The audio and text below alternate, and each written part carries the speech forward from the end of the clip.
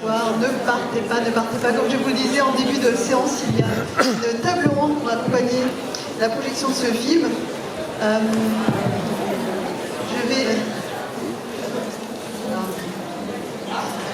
J'attendais que le QR code s'affiche. Vous allez bientôt avoir un écran derrière moi qui va vous proposer de mettre une critique sur le film. Vous allez pouvoir scanner le QR code pour laisser une critique sur Allociné et sur vos réseaux sociaux. Et comme je vous l'indiquais tout à l'heure, il y a une équipe d'Allociné qui sera présente à la sortie pour recueillir votre avis sur le film et l'occasion de tenter sa chance pour gagner un t-shirt collector. Alors Camille Aumont-Garnel, si tu veux nous rejoindre pour le débat, et Nathalie Chifflet, voilà, si tu veux venir t'installer aussi.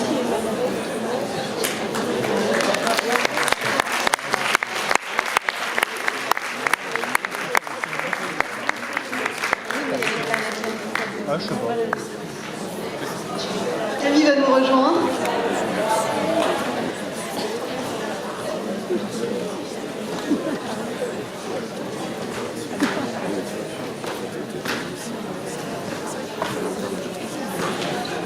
Par respect, on vous demandera de bien vouloir rester, s'il vous plaît,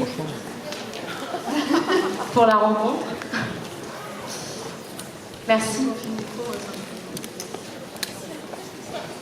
Le générique qui défile encore pendant quelques instants, mais comme je vous le disais, vous allez pouvoir scanner et mettre votre avis à chaud sur le film. Donc comme je vous le disais en début de séance, on vous convie à une table ronde autour du désir féminin au cinéma. Alors pour prolonger cette projection, je suis entourée de deux invités exceptionnels, Camille Aumont-Garnel, Nathalie Chifflet. Bonsoir à toutes les deux. Bonsoir. Merci beaucoup d'avoir répondu à notre invitation. Et je vous invite toutes les deux à vous présenter. Voilà, en quelques mots, comment vous vous présenteriez? Nathalie, Camille. Alors, bonsoir à tous et à toutes. J'ai un petit peu de voix, mais tranquille, il y a un micro, ça va aller. Donc, je m'appelle Camille Aumont-Garnel, j'ai 28 ans, je suis la fondatrice d'un compte Instagram et d'un média qui s'appelle Je m'emballe Clito, qui a pour but, ouais, c'est drôle, qui a pour but, j'ai entendu deux, trois rires, qui a pour but d'abattre les tabous sexuels plutôt féminins. Même si c'est vrai que le contenu a tendance aussi à parler de couple, à parler et à s'adresser à des personnes non-binaires, trans, à des mecs cis aussi. Et voilà, je suis entrepreneuse, je suis leaduse d'opinion, je suis autrice, je suis conférencière aussi. Je fais partie de ces femmes qui ont lancé en 2018 ce qu'on appelle le mouvement de révolution sexuelle post-MeToo. Et donc voilà, on peut aussi m'appeler Madame Clito, ça me va. Mais globalement, mon univers et mes prises de parole consistent à parler de sexe et faire en sorte que vous jouissez encore plus. Voilà. Le film se termine par une belle scène de jouissance d'ailleurs, donc c'est bien, tout est lié. Nathalie Chifflet, si tu veux te présenter également quelques mots. Je m'appelle Nathalie, moi je fais la génération Nicole Kidman, j'ai 55 ans. J'ai pas fait de révolution, mais le moment est peut-être venu. Et je suis critique de cinéma et je suis présidente du syndicat français de la critique depuis le mois de juin dernier.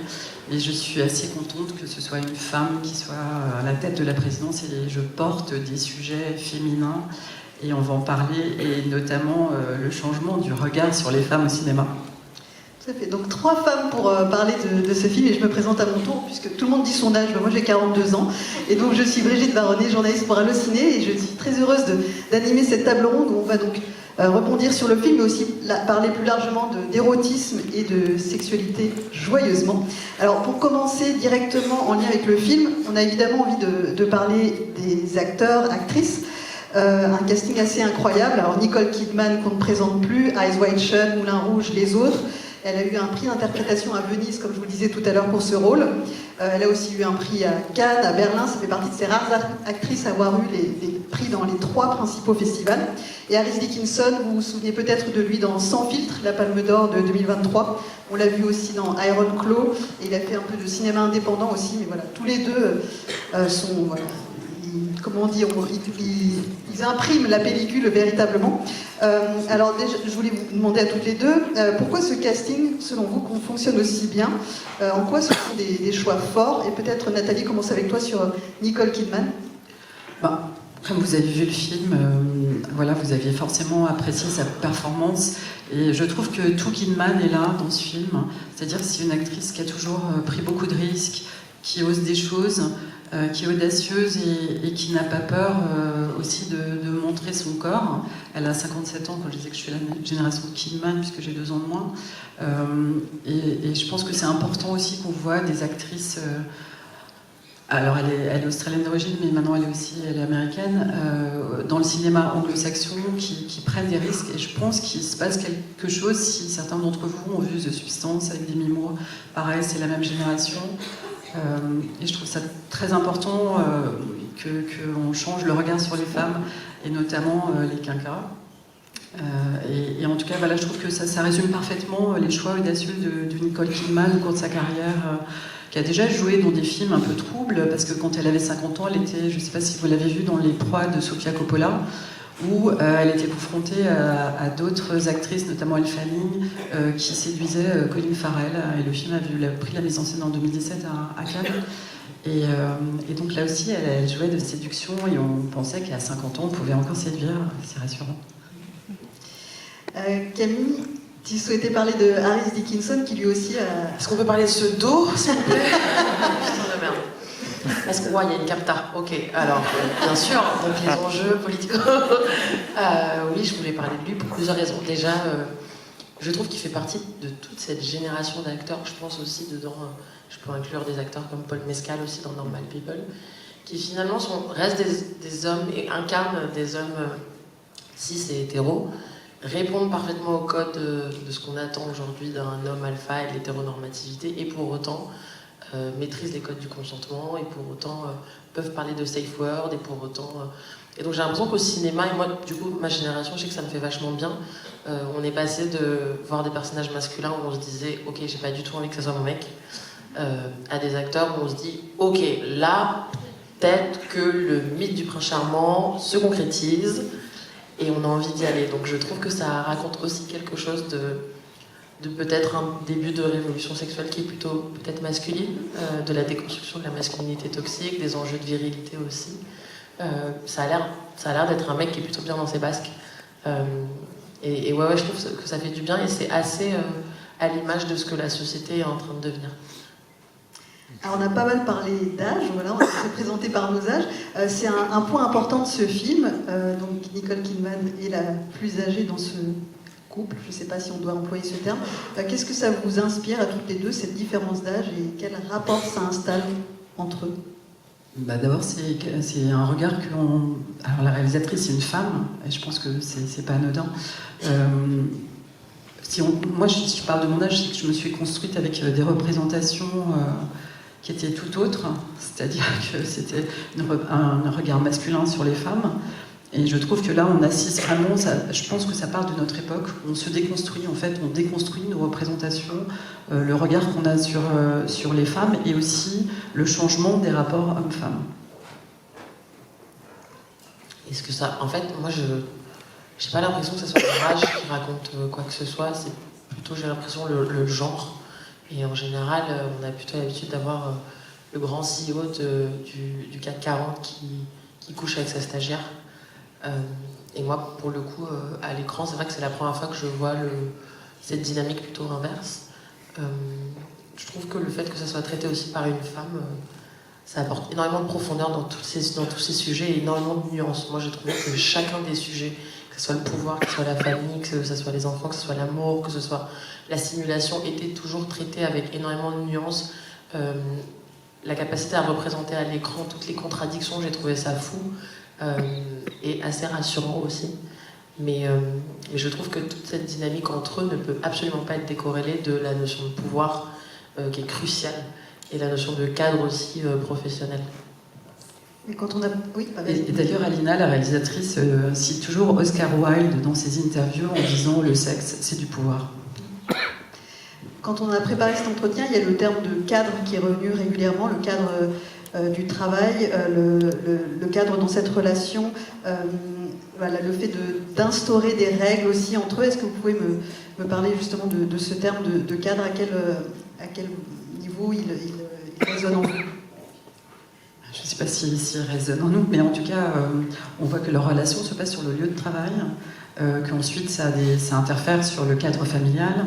Donc on voit comment s'interpénètrent ces deux mondes, en fait, que finalement elle est dans ce côté très normatif, c'est-à-dire la vie de famille. On la voit écrire des petits mots à ses enfants, donc elle est dans le rôle de la mère, dans le rôle de l'épouse, dans le rôle de l'amante de son mari, et on voit que dans son travail où elle est la femme de pouvoir, donc dans ce cadre de l'entreprise, on voit aussi que peut, dans ce cadre, à se nouer une relation qui appelle à d'autres, qui met en jeu d'autres cadres dans les rapports hommes-femmes.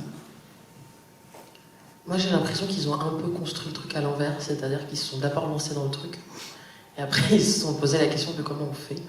Et j'ai l'impression que, justement, en fait, si je peux même parler de contrat, j'ai l'impression qu'à un moment donné, il faut passer un contrat, mais il ne faut pas forcément avoir peur de ce mot-là, c'est plutôt quelles sont les conditions, comment on fait en sorte qu'on soit chacun ou chacune à l'aise avec ça.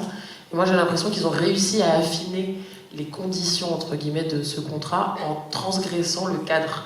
C'est-à-dire qu'en fait, c'est en sortant de la zone professionnelle, c'est le moment où en fait, il débarque dans sa famille, c'est le moment où ça se passe justement pas comme d'habitude, qu'elle se rend compte qu'elle est peut-être pas ok d'aller jusque-là, et que ça leur permet d'avoir des conversations, alors avec plus ou moins de vagues, et d'énervement et de colère avec tout ce que ça peut susciter. Mais in fine, ce que ça leur permet, c'est surtout de parler de ce qui est en train de se passer, de se dire comment est-ce qu'on se comporte, jusqu'à où ça peut aller, toi, dans quoi tu es à l'aise. Et c'est ça aussi que je trouve intéressant, c'est comment est-ce qu'ils ont réussi à poser le cadre, justement parce qu'en fait la dimension circonstancielle de leur relation, qui est cette grande tour, ça se passe au travail, dans tous les recoins de cet immeuble, a été aussi transgressée. Mais d'ailleurs, ils se fixent des règles, en fait. Ce couple se fixe des règles. Et il y a aussi le moment où ces règles, quand lui fait intrusion dans la vie de famille, donc il montre comment, enfin je trouve cette scène est géniale quand il arrive dans les familles, c'est-à-dire que là, on brise aussi le cadre de la famille, pour revenir à la question du cadre. Alors ce film est interdit aux moins de 12 ans. Voilà, l'érotisme est assez présent, et comme je le disais en présentation du film, en préambule, c'est plus un film sur une forme de tension érotique, mais j'avais envie quand même qu'on parle un peu de ces scènes de sexe, et aussi peut-être plus largement de la représentation des corps. Voilà, tu as évoqué le dos d'Aris Dickinson. Par quoi passe la sensualité du film, l'érotisme du film? Quel mot poseriez-vous sur voilà, l'érotisme du film? Parce que, voilà, on l'a dit plusieurs fois, c'est quand même un film assez singulier par rapport à ça. C'est un peu un thriller érotique, mais qui revisite le genre. Et visiblement, le fait que ça soit mis en scène, écrit par une femme, a son importance. Voilà, j'avais envie de vous entendre sur votre ressenti. Et d'ailleurs, j'en profite pour dire qu'on prendra vos questions si aussi vous avez envie de partager votre ressenti sur le film, parce que c'est un film, voilà, je pense qu'on a envie d'en parler après. Mais voilà, votre perception de cette représentation de l'érotisme. Alors, érotisme et corps, moi je trouve hyper intéressant le fait qu'on voit presque jamais de corps nus. Enfin, d'ailleurs, on ne voit jamais des corps nus. Les seuls moments où il y a 2 apparitions de fesses, c'est en dehors des rapports sexuels. Donc je trouve très très très très intéressant dans la façon dont c'est filmé. C'est des scènes de sexe où on ne voit jamais de sexe. C'est des scènes de sexe qui sont toujours très habillées. Et ça aussi, c'est assez nouveau. Le rapport à l'érotisme, il est travaillé de la façon où c'est toujours, il y a soit un rapport au temps, parce qu'en fait ils sont pressés, soit un rapport à l'urgence, soit un rapport à la discrétion, le fait de ne pas être tranquille dans sa sexualité, et le fait de, en même temps, devoir être parfois pressé, à quel point ça peut rajouter aussi de la tension et ça peut parfois exciter. Mais j'aime le fait que le mot consentement, je crois qu'il est cité plus de 15 fois dans tout le film. Je pense vraiment que ça fait partie des records aujourd'hui dans la fiction. Et cette volonté dans leur conversation de tourner le truc dans tous les sens. J'ai l'impression que ça peut nous donner aussi plein de clés, notamment la première scène où il la masturbe et elle dit qu'elle a envie de faire pipi et qu'elle n'a pas envie de faire pipi partout. Juste un petit conseil, si jamais ça vous arrive, allez jusqu'au bout, c'est plutôt cool. Et vous n'allez pas faire pipi. Voilà. Ce sera le mot de la fin pour la question. Je peux pas répondre, Alain. Non, mais moi j'ai une vision moins charnelle que toi. Non, en effet, on voit finalement peu de scènes de sexe, donc c'est un film à charge érotique, on va dire. Pour moi, ça passe beaucoup par les mots, en fait. Les mots, les attentes, l'attention. Et il y a quand même, ils parlent beaucoup, moi je trouve, entre eux. C'est pas je me jette sur toi et youpi, c'est super. Je trouve qu'il y a vraiment cette espèce d'attente comme ça de est-ce que ça va se réaliser? Oui, mais comment ça va se réaliser? On fixe des règles, comme je disais, des règles du jeu. Donc, est-ce qu'on peut être hors jeu éventuellement? Enfin, je trouve qu'il y a comme ça sans arrêt cette tension sur mais que vont-ils faire de leurs règles du jeu, de leurs dispositifs? Et pardon de revenir quand même à une question qui me semble très importante. Vous allez dire, je radote avec mes histoires d'âge, etc. Moi, je trouve qu'il y a une scène hyper importante qui raconte complètement encore la destruction, ouais, la déconstruction du regard. C'est quand il lui demande de se déshabiller, il lui demande de se déshabiller, et elle est quasiment en pleurs, et elle dit j'ai peur. Et moi, je ne vais pas vous parler de ma vie, mais je pense que c'est quelque chose de très important. Effectivement, nous les femmes, à plus de 50 ans, on a eu une telle pression sur notre corps qui n'était plus désirable dans ses représentations après 50 ans. Oui, on a peur de le montrer parce qu'on a peur qu'il ne corresponde pas aux normes de la société. Et ben, moi, je trouve même dans ce moment-là, et il lui dit « You're beautiful, tu es magnifique ». Et ben, pour moi, ça raconte aussi l'érotisation possible du corps des femmes, du corps vieillissant des femmes. Et au sujet de l'amitié de Nicole Kidman, vous avez peut-être pensé au film Eyes Wide Shut que j'évoquais tout à l'heure. Il y a plein de petits clins d'œil et justement cette scène où on la voit, on voit ses fesses de dos et voilà, peut-être que ça vous donnera envie de revoir ce film. Un peu Basic Instinct puisqu'il est dit d'enlever tes culottes. Oui, c'est vrai. Il y a plein de petites références. Cette cinéaste est très cinéphile et ça se voit. Est-ce qu'il y avait des premières questions? Voilà, ne soyez pas... Alors, Mélanie, premier rang. Parce que je pense que vous avez envie de parler de ce film, et Mélanie. Voilà. Bonsoir. Moi, j'avais une question par rapport, en fait, il y a un passage, j'ai envie d'avoir votre avis, où il y a ce grand passage du consentement, où il parle beaucoup de consentement, mais elle lui dit, mais si je dis non, il dit, ah je vais voir les RH. Moi, en fait, tout ce passage dans le film où, mais en fait, on peut tuer la carrière, comme il y a eu beaucoup l'histoire inverse, justement, à juste titre aussi. J'arrive pas à comprendre le point de vue de la réalisatrice là-dessus, parce qu'il y a des moments, on dirait qu'elle est vraiment consentante, et à d'autres moments, on dirait qu'elle l'est pas, et qu'elle le fait un peu contre son gré. Et j'arrive pas trop à me retrouver, en fait, là-dessus, et j'aimerais bien avoir votre avis. C'est vrai que sur cette scène, très clairement, quand il lui dit ça, il exerce immédiatement un moyen de pression derrière. C'est-à-dire que sa réponse, en réalité, elle n'est pas libre. Si tu ne consens pas, je vais te détruire. Je vais détruire ta carrière. Et pour moi, ça illustre quand même ce qui reste, les zones grises, peut-être du consentement, et ce qu'il reste encore de construction, de rapports de pouvoir et de domination, dont lui serait un peu le dépositaire de manière peut-être résiduelle, mais que ça subsiste encore sur... l'homme, ou en tout cas celui qui mène le jeu, va continuer à exercer par d'autres moyens, des moyens détournés, là c'est le travail, sur elle qui est arme de pouvoir. Et en même temps, ce qui est vachement intéressant, je trouve, c'est que ça renvoie elle à sa situation de pouvoir. C'est-à-dire que finalement, le pouvoir que tu crois avoir, tu l'as peut-être pas dans d'autres circonstances, ton pouvoir il sert à rien en fait. Donc je trouve que c'est intéressant, toutes ces ambiguïtés que... Et moi j'ai l'impression que c'est la parfaite illustration de quelque chose d'absolument dégueulasse qui s'appelle le consentement conditionnel. Et ça existe. Et en fait, les personnes qui utilisent le consentement conditionnel, c'est justement les personnes qui maîtrisent parfaitement les règles du consentement. Et c'est la dimension un peu dark et toxique, et c'est la limite. C'est justement parce qu'il sait exactement comment ça fonctionne qu'il peut l'utiliser contre elle, tout en lui faisant croire... En fait, tout ça, c'est millimétré, c'est minutieux. Mais ça s'appelle du consentement conditionnel, et en fait c'est pas possible, ça n'existe pas. Parce que le consentement est censé être inconditionnel, il n'y a pas de condition, c'est oui et non c'est non, mais là j'ai l'impression qu'on va dans... C'est le moment où en fait il passe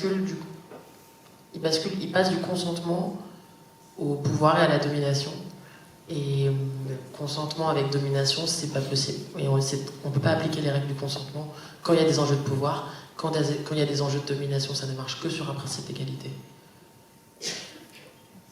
Et du coup, je trouve qu'elle montre très bien du coup la perversion en réalité de. C'est un pseudo-consentement. En réalité, ils s'en foutent de ce que. L'enjeu, c'est d'arriver à s'asseoir.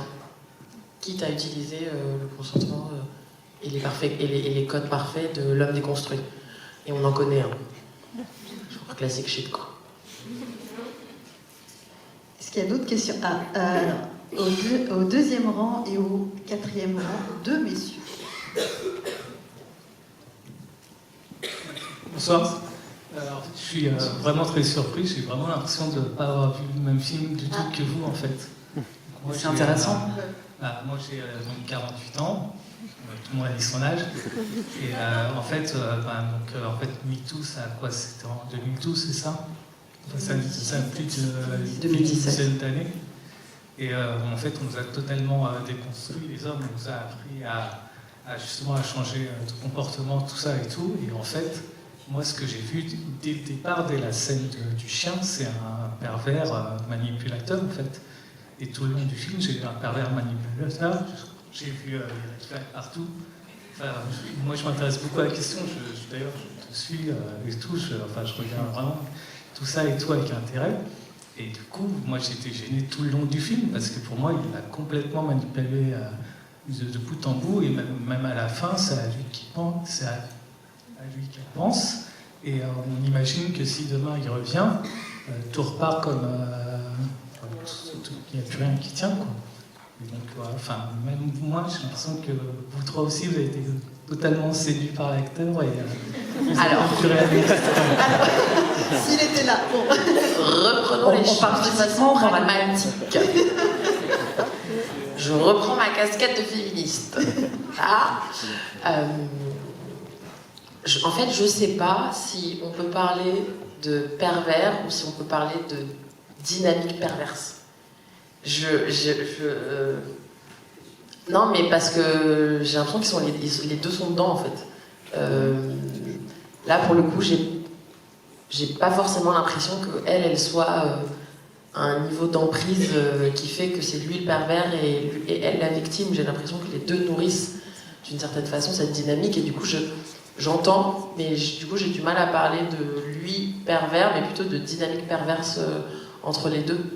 Et de lui, sa capacité à jouer exactement avec ce qu'il faut pour que la dynamique ne s'arrête jamais, parce que on a envie que ça continue. Et... En fait, moi, j'ai l'impression que lui, il aurait pu arrêter ça et s'en foutre, quoi. Partir et s'en foutre. Franchement, il l'a joué tout le long du film, il a joué avec cette personne. Mais parce que moi, j'avais l'impression que c'était le seul, par rapport à elle, c'était le seul pouvoir qu'il avait. Et du coup, il jouait sur cet élément de tension-là tout du long. Après, je fais la différence. Moi, typiquement, c'est pas du tout un lien, c'est pas du tout une relation dans laquelle j'aurais envie de m'y retrouver. Donc, quand je parle de l'acteur, je parle vraiment physiquement de l'acteur, de l'humain, quoi. Aussi, en fait, moi, du coup, j'avais l'impression de revoir un film, justement, des années 60. Des années 90, non, enfin, justement, de Basic Instinct ou Ice White Shut, où justement, la femme est nue, et c'est quasiment, enfin, on voit que des femmes nues à l'écran. Et on n'a pas vu ses fesses, par exemple. Tu vois, et donc, du coup, pour moi, c'est vraiment bizarre. C'est vraiment un retour en arrière. Et oui, moi, j'ai vu un film des années 90, en fait, quoi. Et même, enfin, moi, je trouve que là, avec ce qui va arriver, avec Trump qui va arriver, tout ça, on va revenir à ces années-là. Il va y avoir un discours totalement machiste, ça va revenir à fond. Donc là, je suis vraiment surpris de voir une femme réaliser un film comme ça, en fait, quoi. En tout cas, pour ce qui est du cinéma, non, c'est pas un retour en arrière. Quand il y a Liaison fatale par Adrian Lyne, je crois que c'était en 88, pardon si la date est fausse, je dis ça de mémoire, c'était Michael Douglas qui était leader, puisqu'on parle de dynamique, qui était leader sur la relation avec Glenn Close. Et donc là, c'est vrai qu'il prend un peu l'ascendant sur elle, mais elle réalise son fantasme. Et c'est une personne, enfin Nicole Kidman, elle a 57 ans, donc on a une femme d'âge mûr qui a du pouvoir, qui a une vie de famille, qui est installée, qui va réaliser ses fantasmes, parce que ça a l'air de lui plaire, pardon. Mais... Et peut-être aussi que quand vous dites que vous êtes choqué ou surpris qu'une femme réalise un film comme celui-ci. Je pense peut-être aussi il y a cette notion de même dans les fantasmes, même dans les enjeux, c'est pas tout rose et c'est aussi ok d'y dédier un film entier en fait à cette dynamique-là et que finalement c'est aussi un acte féministe que de montrer la réalité et pas forcément voici ce que devrait être un rapport sexuel aujourd'hui, avec 5 ans après MeToo, maintenant que tout le monde est déconstruit, c'est ça. Et je trouve que montrer que peut-être il y a encore du chemin à faire ou qu'il y a aussi d'autres réalités et qu'il y a encore des trucs sur lesquels justement ça bouge pas. Et je pense que c'est aussi ça le patriarcat, c'est qu'en fait c'est fait pour que ça ne bouge pas. Et le montrer à travers ses yeux à elle, je trouve que c'est un vrai move pour le coup. Mais en fait, moi, je me suis dit que du coup, le coup du bad boy, en fait, il faut pas l'enterrer et qu'il marche encore. En fait, c'est ça qui m'a surpris, quoi. Ah oui, ah bah ça, oui, ça marche encore. Ouais. Sinon, on serait pas là. Et pardon, mais après, ils ont une relation qui s'apparente à une relation SM, donc forcément, il y a des rapports, comment dire, déséquilibrés de domination et de soumission. Voilà, quand il y a 4 pattes. Moi, j'ai vu qu'une femme soumise, je l'ai jamais vue en position de force. Oui, mais c'est son choix. En fait, c'est son choix. Alors, c'est son champ d'expérimentation, puisque en fait, on comprend qu'elle n'a jamais pu expérimenter la sexualité qu'elle souhaitait expérimenter. Et d'ailleurs, dès le début, on la voit regarder un film porno qui semble aussi SM, avec l'histoire de papa, etc., des jeux sexuels de soumission, domination. Donc je pense qu'elle réalise son fantasme pour ma part, et je vois pas ça comme une régression, mais plutôt comme une liberté dans la réalisation de ce fantasme. J'apporte juste une précision. J'ai noté des propos de la réalisatrice au sujet de ça. En fait, donc, elle souhaite perdre le contrôle, se soumettre à l'autre et vivre un moment sans maîtrise. Et elle dit que c'est son fantasme et qu'il n'y a rien de mal à cela. Mais il y a peu de temps encore, cela était considéré comme une maladie, une pathologie. Et elle ajoute, en tant que féministe, c'est extrêmement déroutant. Donc ça rejoint un peu les questions que vous posez. Mais en fait, ce qu'il faut garder en tête, c'est que voilà, c'est son choix de perdre le contrôle. On va passer alors il y a pas mal de questions, mais alors il y en a une déjà là, et il y avait tout en haut aussi, parce que Lily va courir un petit peu, je vais faire courir. Monopolise la conversation, je vais essayer de faire vite. Je trouve que ça pose de vraies bonnes questions sur le droit que se donnent les femmes à exprimer leurs désirs les plus profonds. Et c'est vrai que j'ai pas vu beaucoup de films qui parlent de ça, et la culpabilité qu'elles ressentent de pouvoir exprimer ces désirs profonds. Mais je voulais avoir votre perception sur la fin du film, parce que je trouve qu'elle est très nuancée. Moi, je trouve qu'elle s'animalise quand même, enfin, elle se voit en chienne, vulgairement. Et donc, du coup, est-ce que vous considérez que son mari devient un palliatif à ce qu'elle s'interdit de vivre? Est-ce que, par sa nouvelle situation avec son mari, elle arrive à trouver, à dominer son désir? J'aimerais bien avoir votre perception sur cette fin qui m'a un peu troublé, comme le reste du film, mais particulièrement la fin. Alors moi je la trouve, alors d'abord ne vous excusez pas d'être un homme qui parle, merci. C'est quand même important que ce ne soit pas que les femmes qui prennent la parole sur, même on est 3 femmes, hein, je dis ça, mais bon. Moi j'avoue que je suis dans l'expectative sur cette fin. J'arrive pas à anticiper la direction que va prendre ce couple qui quand même a avancé, puisqu'elle lui a dit qu'elle ne jouissait jamais avec lui parce qu'il a découvert qu'elle avait des fantasmes. Donc lui aussi, ça l'a obligé de faire un pas en avant et de se remettre en question. Donc ça raconte aussi l'évolution du couple pour moi, mais après je ne sais pas anticiper le reste, je suis désolée d'être floue. Moi j'ai l'impression que cette fin, elle est volontairement floue et pleine de questions, comme presque une incitation à dire du coup posez-vous vous aussi plein de questions et faites en sorte de débunker tous les sujets dont vous n'arrivez pas à parler. Et à la fin, je ne sais pas si elle est épanouie, mais du moins elle a réussi à assumer, et ils sont en train de tester, et ils sont en train d'essayer de voir si en fait, sexuellement, en faisant en sorte que chacun soit épanoui, est-ce qu'ils arrivent à trouver un terrain d'entente? Et moi j'ai l'impression que la phase qu'on est en train de voir, c'est la phase de franchement, j'ai compris, j'entends, viens on tente pour voir si ça marche. Et je trouve ça hyper beau finalement comme image. Et on n'a pas la réponse. Mais tout ce qu'on sait, c'est que c'est un couple qui a ouvert la communication. Elle a assumé ses désirs. auprès d'elle-même, elle a assumé de les communiquer, lui il a accepté de revoir 20 ans de sexualité, accessoirement, et ils sont dans la phase où ils sont en train d'essayer de voir si ça va marcher, si lui se sent à l'aise, là où on a presque la même scène au début du film où il dit mais je peux pas, enfin je me sens pas à l'aise, et là on le voit à minima essayer. J'ai l'impression qu'ils ont essayé d'installer une forme de routine, de méthodo, bien on essaye de se connecter, parce que du coup, accessoirement tu viens de me dire que pendant 20 ans t'as pas été connecté sexuellement à moi, et je trouve que in fine ça reste un mec qui encaisse et qui se dit ok, si c'est ça ce que tu dis, je vais tenter. Donc cette scène de fin, je la trouve assez chouette. Et vis-à-vis du fait qu'elle se voit en chienne, je l'avais pas forcément vu comme ça, mais je le vois plutôt dans le sens où la première scène, quand il y a le chien au début dans la rue, j'ai plutôt l'impression que... comment dire, j'ai pas l'impression qu'elle se soit personnifiée en chien, j'ai plutôt l'impression que pour elle c'est l'incarnation suprême de la soumission, avec cette espèce de cookie qu'il lui donne au début, et que du coup elle se voit comme l'incarnation suprême de la soumission, et pour elle il n'y a rien de plus soumis qu'un chien qu'on arrive à contrôler avec juste un sifflement. Il y a une forme de déconsidération de l'être, que ça soit un être animal ou un être... j'ai plutôt l'impression que c'était ça, mais je reste sur le fait que c'est un couple qui essaye de faire en sorte que les deux soient satisfaits après avoir communiqué. Mon point est, la plupart des mecs auraient dit ok ciao, et il n'a pas dit ça. Et je trouve que ça donne aussi beaucoup d'espoir à tout un tas de femmes de dire ok, donc c'est potentiellement entendable que je dise que je simule, même si c'est depuis 19 ans.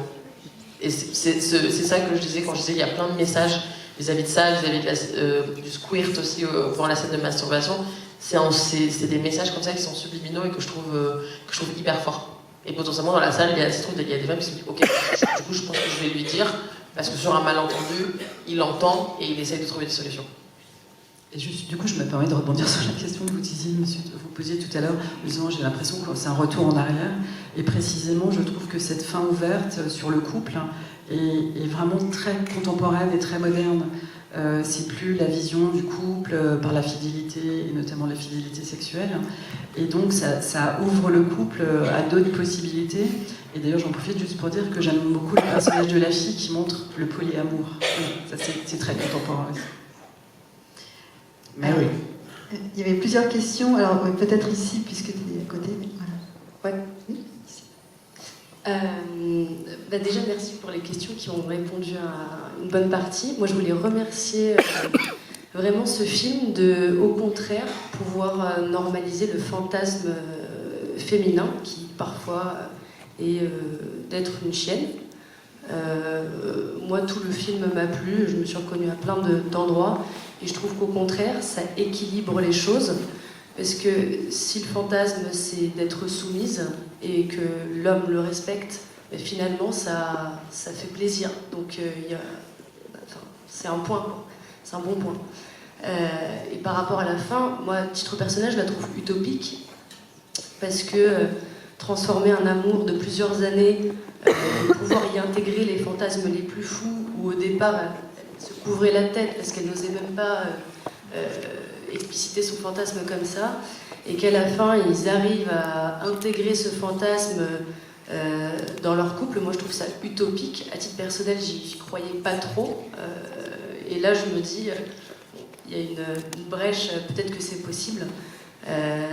De pouvoir être un chien ou une chienne, ou peu importe le fantasme qu'on a dans un monde éthique qui peut paraître un peu bizarre ou pervers, mais s'il est là et qu'on est en confiance, why not? Et au contraire, c'est se dire ok, donc moi je trouve qu'au contraire c'est plutôt féministe au sens égalitariste, bien sûr, de pouvoir accomplir ce fantasme-là, et encore plus avec son mari à la fin. Je trouve l'ouverture très utopique. J'y crois pas dans la vraie vie, j'espère que c'est possible de pouvoir le faire avec un conjoint ou une compagne de plusieurs années, mais en tout cas, moi, au contraire, j'ai trouvé très féministe, égalitariste et réaliste dans le fond de la pensée qu'on a, parce que parfois on est éthique, et notre fond de pensée, on a juste envie d'avoir une zone où on a le droit de dire qu'on a envie d'être par terre un moment, sur une journée de direction globale, ou pas d'ailleurs. moi je voulais remercier et partager ce point de vue plutôt. J'ai une lecture en tout cas plutôt féministe et égalitariste du sexe et du fantasme pendant ce film. Juste pour rebondir sur ce que vous dites, la réalisatrice en interview, encore une fois, dit que justement il y a toujours ce côté animal pour revenir au côté chienne. Et pardon, merci de noter qu'un élément de mise en scène, c'est-à-dire qu'elle se cache au début, elle se couvre. Et je trouve que la mise en scène est quand même assez formidable dans ce film. Et je ne sais pas si vous aimez parler de mise en scène, mais au début, on passe quand même d'une scène de masturbation à une scène d'usine robotique, presque de science-fiction. Je trouve comme ça, il y a des choses très intéressantes. En tout cas, cette symbolique du on se cache, on se recouvre, ensuite on se libère. Je trouve en termes de mise en scène, c'est quand même juste intelligent. D'autant plus que quand elle est sous ce drap, elle lui avoue un micro-fantasme, quoi. Elle lui dit, je pense qu'elle est au niveau, genre sur l'échelle des piments du fantasme, elle est à piment 1. Enfin, elle lui dit, je veux que tu me touches pendant qu'on regarde un film porno. Elle lui a pas dit, je veux traîner dans le chien et démontre-moi, quoi. Donc, je trouve que chronologiquement, ce qui se passe aussi, c'est elle assume de plus en plus jusqu'à la fin. Et finalement, ce que ça prouve, c'est même après la colère, dans son couple à elle, ils sont en train d'essayer de voir que presque tout est entendable en termes de fantasme sexuel. Mais initialement, sous la couette, ouais, c'est niveau 1, piment, discrétion, honte. Je me cache et je te dis que tu me touches en regardant un porno. J'adore cette idée d'échelle de piment. Ouais, j'utilise ça dans ma vie perso, c'est très efficace, très imagé, les gens comprennent direct. C'est déjà le moment de la dernière question, mais alors j'ai quelqu'un qui était tout en haut, qui je sais pas si... voilà, donc, Ah, on vient d'être deux en haut. Je crois que vraiment la personne tout en haut était particulièrement patiente. Patient, j'arrive pas à voir, vous êtes Non, merci, c'était juste pour rebondir. Donc, je suis totalement d'accord avec la jeune femme juste avant qui disait que c'était totalement féministe, notamment parce que les dominants sont soumis au désir de leurs soumis. Et lui, il lui demande sans arrêt au départ, mais si je fais ça, est-ce que ça marche? Est-ce que je fais ça? Et quand je fais ça, qu'est-ce que... Parce qu'en fait, s'il ne se soumet pas à ce qu'elle a envie pour se sentir soumise, il n'existe pas dans son rôle de dominant. Donc il n'y a pas juste une femme soumise quand il y a un jeu dominant-soumis. Il y a un dominant qui s'intéresse au désir de sa soumise pour pouvoir la dominer, sinon ça ne marche pas. Et ça, c'est complètement fou de pouvoir montrer ce moment terriblement nul où il lui demande à genoux, elle dit bah non en fait, et il a bah, d'accord. Et ces moments nuls, ça fait partie de la réalité de ces relations-là qui sont très très loin un peu du porno mainstream où c'est dans des caves avec des habits en cuir et on a l'impression que tout est fait, millimétré, machin. Là, il y a plein de moments nuls et ça fait aussi partie de cette réalité et je trouve que la réalisatrice, elle a eu beaucoup de génie de montrer ces moments-là. Donc je trouve ça très féministe aussi de montrer qu'une femme de pouvoir peut être totalement décorrélée de la femme soumise qu'elle a envie d'être dans d'autres moments. C'est pas facile, ni à incarner, ni à montrer. Moi, personnellement, j'ai trouvé ça assez fou et terriblement féministe. Et je pense qu'on est vraiment au début d'une réflexion sur tous ces personnages-là dans la sexualité qui sont très compliqués à aborder, quoi, tout simplement.